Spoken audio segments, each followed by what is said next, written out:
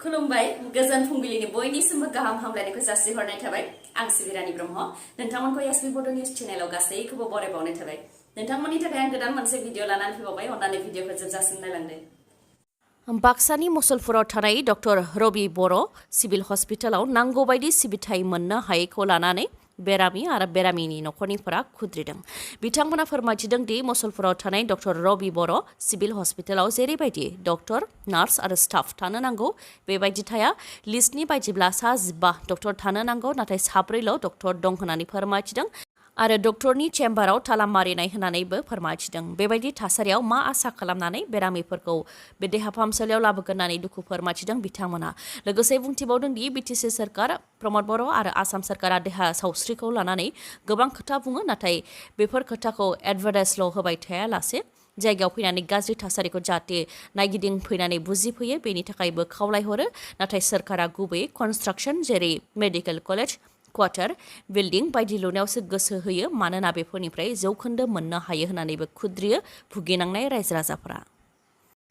आसामनि सोरखारि मावख'गिरिफोरनि थाखाय आरोबाव मोनसे खैफोद सुबुंफोरनो सिबिथाय होनायाव उन जायोब्लानो दान बान्थानिफ्राय सानफ्रोमबो 100 राङै दानजागोन आसामनि गिबि मन्थ्रि डक्टर हेमन्त बिश्व शर्माया आसामनि सोरखारि मावख'गिरिफोरनि थाखाय गुबुन मोनसे खैफोद लाबोदों बे बोसोरावनो आरटिपिएस अदेबानि right to public service commission दानो थाखाय थांखि लादों आसाम सोरखारा सोरबा सुबुङा सोरखारि मावख'गिरिनिफ्राय माबाफोर इनफरमेसन अदेबानि सार्भिस नागिरोब्ला आरो जुदि सोरखारि मावख'गिरिया मोनसे होखानाय समसिमानि गेजेराव सिबिथायखौ होनो हायाब्ला information नागिरग्राया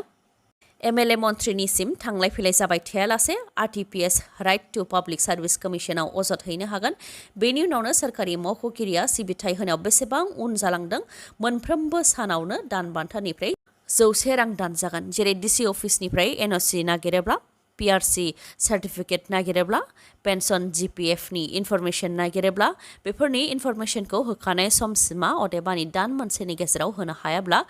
right to public service कमिसनाव अजद होनो हागोन बेनि उनाव आरटिपिएस कमिसना मावख'गिरिनिसिम नटिस हरगोन आरो मावख'गिरिनि गोहैलोनि थाखायनो खामानि मावनाया जायाखै होननानै आरटिपिएस कमिसना थांखि लायोब्लानो इनफरमेसन होनायाव जेसेबां सान उन जालांदों मोनफ्रोमबो सानावनो दान बान्थानिफ्राय 100 राङै दाननाय जागोन होननानै फोरमायथिदों आसामनि गिबि मन्थ्रि डक्टर हेमन्त बिश्व शर्माया बिटिआरआव सोरनि दादागिरि सोलिदों सान्दुं अखा थै गोलोमदै बावसोमनानै बर' रायजो राजाफ्रा लाबोनाय बिटिसि बा बिटिआरआव गुबुना बर'फोरनि सायावनो हाल एवनो सानदों नामा क'क्राझारनि मागुरमारियाव जानाय जाथायखौ साफ्रोमबो बर' रायजो राजाफ्रा सहायनो हायाखै आरो दायनिगिरिखौ साजा होजानो लुबैदों साफ्रोमबो बर' रायजो राजाफ्रा मानोना दिनै सासे बर'खौ दाय गैयालासे बुदों गाबोन जानो हागौ गोबां बर'नि सायाव इनाय खालामगोन मागुरमारियाव जानाय जाथाय जेराव क'क्राझार दाउलाबारिनि मेधाब ब्रह्म आरो सासे मुस्लिम सुबुंखौ दाय गैयालासे इनाय बुग्लिदोंमोन बे जाथाया समाज बिजोङाव गोसारनायनि उनावनो साफ्रोमबो बर'फोरा बेनि हेंथा खुद्रिदों जाथायनि सायाव दाय गैयालासे बुग्लिजानाय मेधाब ब्रह्मआ फोरमायथिनाय बायदिब्ला सासे बर' सुबुंनिफ्रायनो मोसौखौ बायनानै लाबोदोंमोन आरो बेखौ सासे मुस्लिम सुबुङा होलांदोंमोन बेजों लोगोसेनो थांफादोंमोन मेधाब ब्रह्मआ बेयावनो मागुरमारियाव मोनसे हानजाया गाग्लोबदों मोसौखौ खावनानै लाबोनायनि अजद होनानैनो दुथांफोरा गाग्लोबदों मुस्लिम सुबुंखौबो बुथारनो नागिरबायमोन बेयावनो हेंथा होनायाव आंखौबो बुदों होननानै फोरमायथिदों मेधाब ब्रह्मआ आरो गाग्लोबनायखौ हेंथा होग्रा सुबुंफोरखौबो दुथांफोरा उल्थायैसो लावथि दिन्थिदों होननानैबो फोरमायथिदों नाथाय गाग्लोबग्रानि मादाव सासे बिटिसिनि इएम अरुप कुमार देनि गारि सालायग्रा होननानै मिथिनो मोन्दों होननानैबो फोरमायथिदों मेधाब ब्रह्मआ जेब्ला मोसौआ खावनाय नङा होननानै फोरमायथिदोंमोन अब्लाबो फोथायाखैमोन आरो मोसौ बिगोमानो फन हरनानै रायज्लायनो थाखाय बुंसेयावबो फन हरनो होआखैमोन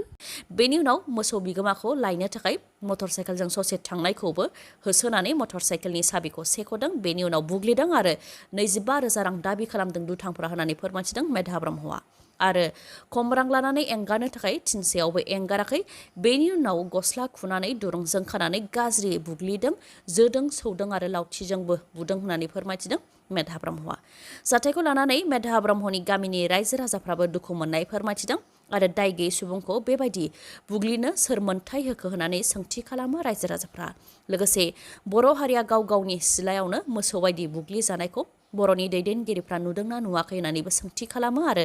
दायनिगिरिखौ साजा होनो थाखाय जोंनि दैदेनगिरिफ्रा जाहाथे नारसिना बेनि थाखायबो बुंथियो बिथांमोनहा नाथाय दुथांफोरखौ पुलिसा हमनायनि उनावबो थानायाव सावरायलायनायनि गेजेरजों दुथांफोरखौ रेहाय होनायखौ मिथिनो मोन्दों होननानै फोरमायथिदों क'क्राझार जिल्ला एबसुनिफ्राय। जाथायखौ लानानै क'क्राझार जिल्ला एबसुनिफ्रायबो खौरांगिरि मेल खुंदों आरो दायनिगिरिफोरनि हेंथा राहा लानो थाखाय असि आरो क'क्राझार पुलिस प्रशासननिसिम दाबि दैखांदों। मानोना दुथांफोरा सिगांनि समनिफ्रायनो बेबायदि गुन्दागिरि खालामबोदों, बेनिखायनो जुदि साजा मोनाब्ला इयुनाव गुन्दागिरि खालामबावगोन होननानै फोरमायथिदों बिथांमोनहा। लोगोसे दुथांफोरनि मुंखौ बिथांमोना फोरमायथिदों दि रजत मण्डल, कौशिक मण्डल, प्रणब बरा, दशरथ राय आरो माखासे दायनिगिरिफोरखौ जाहाथे हमनानै साजा होयो बेनि थाखाय दाबि दैखांदों दुलाराय बर' फरायसा आफादनिफ्राय। नाथाय दाय गैयै बर' सुबुंखौ गाग्लोबनायनि हेंथा राहा लानो थाखाय माहारियारि आफाद आरो बिटिसि सोरखारा बिबान लानानै गोख्रों राहा लायाबा दुथांफोरनि समाज बेरेखा हाबा मावनाया उननि समाव बांलांगोन आरो बेजों गोजोन गैयै थासारि सोमजिगोन। 132थि दुरान्ड कापनि बेखेवनाया क'क्राझारनि साइ सेन्टाराव मैया जानानै थांबाय। टिकेट मोननाय मोनैखौ लानानै गोबां दावराव दावसि जानायनि गेजेरजोंब्लाबो मोजाङैनो जोबनानै थांबाय। नाथाय अखाया एसे जेंना लाबोदों। अब्लाबो जोलुर अनसायगिरि बिथांमोनहा उन जानानै थायाखै। अखानि गेजेरावबाबो जोलुर गेलेनायखौ नायदों रायजो राजाफोरा। आलासि महरै बाहागो लाफैदोंमोन defence minister Rajnath Singh, chief of army staff general Manoj Pande, आसामनि गिबि मन्थ्रि डक्टर हेमन्त बिश्व शर्मा आरो गोबां। साइ सेन्टारनि सिङाव मोनसे जोबोद समायना रमायना थासारिखौ मैयानि सानाव नुनो मोननाय जादों। गुबुन गुबुन हारिनि हारिमुआरि मोसानाय दिन्थिफुंनायजों लोगोसे आर्मिफोरनि गोबां हाबाफारि दिन्थिफुंदों, जेरै हेलिकप्टार बिरहोनाय बायदि बायदि, जाय दुरान्ड कापखौ रंगिना संगिना खालामदों। मैयानि सानाव बड'लेण्ड एफसि आरो राजस्थान इउनाइटेड एफसिनि गेजेराव जोलुर गेलेनाय जादोंमोन, जेराव राजस्थान इउनाइटेड एफसिआ 1-0 देरहासारनो हादों। आसामनि सोलोंथाइ बिफानाव आसाम सोरखारनि गोदान थांखि। बिएड डिग्री लानानै फोरोंगिरिनि साख्रि मावबाय थानाय फोरोंगिरिफोरनि बिएड सार्टिफिकेट आरो मार्कशीटफोरखौ भेरिफाइ खालामनो थाखाय जमा होनायनि समा फैबाय। सोनाब बंगनिफ्राय आयेन बेरेखायै बिएड सार्टिफिकेट आरो मार्कशीट लानानै फोरोंगिरिनि साख्रि मावबाय थानायनि सायाव नायबिजिरनाय जागोन होननानै आसाम सोरखारा बुंथिदोंमोन। दा इन्सपेक्टर अफ स्कुल गुवाहाटीनिफ्राय कामरुप मेट्र'नि सिङाव थानाय गासैबो फरायसालिफोरनि प्रिन्सिपाल आरो हेडमास्टारफोरनिसिम मोनसे बिथोन हरदों। बिथोननि बायदिब्ला बिएड डिग्री लानानै फोरोंगिरिनि साख्रि मावबाय थानाय गासैबो फोरोंगिरिनि बिएड सार्टिफिकेट आरो मार्कशीटखौ दिनैनि गेजेरावनो जमा होनो थाखाय बुंथि हरदों। जम्मु एन्ड काश्मीराव इन्डियान आर्मी आरो उदखारिफोरनि गेजेराव गोख्रोङै गुलि गावलायनाय जाथाय। उदखारिफोरनि गुलि गावनायजों थैनो गोनां जादों इन्डियान आर्मीनि 3 जवाना। जम्मु एन्ड काश्मीरनि कुलगाम जिल्लानि हालान हाग्रा ओनसोलाव जादों बे गुलि गावलायनाय जाथाया। उदखारिफोर थानायखौ खौरां मोननानै इन्डियान आर्मी आरो पुलिस जथायै अपारेशन खालामहैदोंमोन, जेराव उदखारि आरो रैखाथि हान्जानि गेजेराव गोख्रोङै गुलि गावलायनाय जाथाय जादों। बेयावनो उदखारिफोरा उनथिंजाय ग्रेनेड खुबैनानै जेरै मेरै गुलि गावलांदों, जायजों 5 इन्डियान आर्मीनि जवाना जोखोम जादोंमोन। उनाव बिथांमोनखौ फाहामथाय होनो थाखाय देहा फाहामसालियावबो थिसननाय जादोंमोन, नाथाय 3 इन्डियान आर्मीनि जवाना थैनो गोनां जादों। जाथाय जानायनि उनाव इन्डियान आर्मी आरो पुलिसा गोख्रोङै फिननाय होदोंमोन, नाथाय उदखारिफोरा खोमसिनि खाबु लानानै खारग'लांदों। जाथायजों जिउ खोमानांनाय 3 इन्डियान आर्मीनि जवानफोरनि मुङा जाहैबाय फारियै हाविलदार बाबुलाल हारिथवाल, सिग्नालमेनवाला महिपाल सिंह आरो राइफलमेन वासिन सारवार। बेबायदि जाथाय जानायनि उनाव जम्मु एन्ड काश्मीरनि गुबुन गुबुन जायगायाव जम्मु एन्ड काश्मीरनि पुलिस, इन्डियान आर्मी आरो सिआरपिएफनि हान्जाया अपारेशन खालामदोंमोन, जेराव जम्मु एन्ड काश्मीरनि राजौरी जिल्लायाव पुलिस, सिआरपिएफ आरो इन्डियान आर्मीआ उदखारिजों गावलायदों आरो सासे उदखारिखौबो गावथारनो हादों होननानै मिथिहोदों।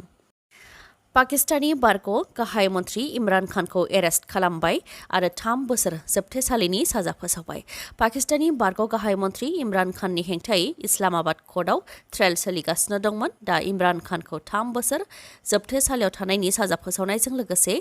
5 बोसोरसिम बिसायख'थिनिफ्राय जानगाराव दोनबाय, लोगोसे 1 लाख रांनि जुरिमानाबो फोनांबाय। रिपर्टनि बायदिब्ला बारग' प्राइम मिनिस्टारा गावनाव बेसेबां सम्पति दं बेखौ दिन्थिनायाव माखासेखौ दोनखुमादोंमोन। बेनि अनगायैबो स्टेट गिफ्ट अदेबानि गुबुन हादरनि गेदेमाफोरा इमरान खाना प्राइम मिनिस्टार थानाय समाव माखासे बेसेन गोसा गिफ्ट अदेबानि जोथोब हरदोंमोन। बेनि मादाव मोनसे घड़ीबो हरदोंमोन, नाथाय इमरान खाना बे घड़ीखौ दुबाइयाव फानखुमाबोदोंमन। नाथाय स्टेट गिफ्टआ हादरनिनो मोनसे सम्पति जायो, बेनिखायनो बेखौ रावबो फानखुमानो हाया, जायनि थाखाय इमरान खाननि हेंथायै इस्लामाबाद कर्टआव ट्रायल सोलिगासिनो दंमोन जेराव